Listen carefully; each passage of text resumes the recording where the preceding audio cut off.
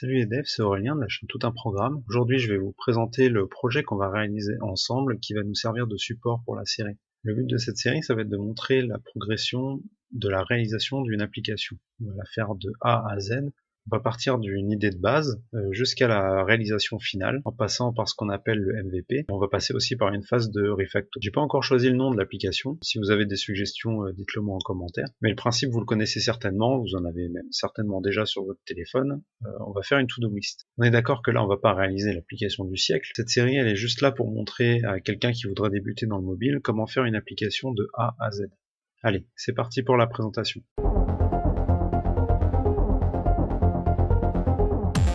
D'abord, je vais présenter le projet en lui-même. Donc, comme je disais tout à l'heure, c'est une simple to-do list. Les to-do list seront stockées uniquement en local. C'est pas prévu qu'il y ait de serveur pour l'instant. Après, on verra en fonction de l'évolution de la chaîne et en fonction de l'évolution de cette série. La présentation des écrans, ça va être assez rapide.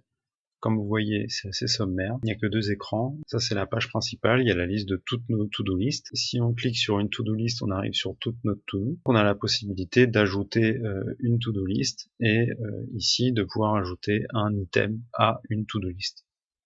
Voilà. Donc c'est très rapide. Pour ce qui est de la partie technique, on va faire une application Android. On verra plus tard si on la décline aussi sur iOS ou avec du Kotlin multiplateforme par exemple. D'ailleurs, les autres choix techniques que je vais faire plus tard seront aussi en accord avec ça, c'est-à-dire que si jamais je dois utiliser des bibliothèques, ce seront des bibliothèques qui seront compatibles Kotlin multiplateforme. Donc là, je viens de parler de Kotlin, donc si vous avez besoin d'avoir un peu plus d'informations sur Kotlin, j'ai déjà fait 2 vidéos sur le sujet, je vous mettrai les liens en description. Donc pour coder sur Android, on va utiliser Android Studio. Pour la persistance, dans un premier temps, on va utiliser des fichiers tout simplement. Le fait d'utiliser des fichiers, ça va permettre de pouvoir coder cette couche-là très rapidement. On va pouvoir serialiser automatiquement nos objets. Ça va être très rapide à faire. Plus tard, on utilisera une base de données, ce qui sera plus facile et plus maintenable aussi. Et ce stockage en base de données, je vais le faire avec SQLite, qui est une bibliothèque créée par Jake Wharton et Alex Strong, qui est justement compatible multiplateforme. Mais ça, ce sera vraiment dans un second temps. On va déjà faire le MVP de l'application, et ensuite on verra pour les évolutions. Dans le prochain épisode de cette série, on va faire les écrans, le modèle, et aussi la partie stockage sur fichier. On aura déjà un MVP,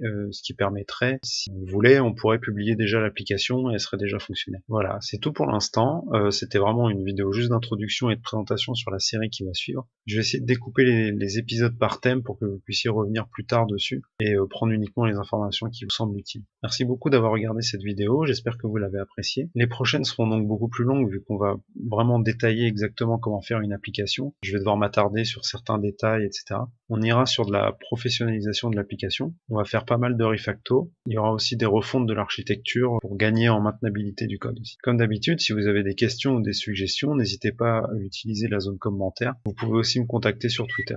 Un pouce bleu et un partage, c'est super important pour faire connaître la chaîne, donc si vous appréciez, n'hésitez pas à la partager, à la liker et à la diffuser sur les réseaux sociaux. Abonnez-vous aussi pour ne rien manquer sur la suite de cette série, qui s'annonce assez longue et assez détaillée. Allez, salut les devs, c'était Aurélien.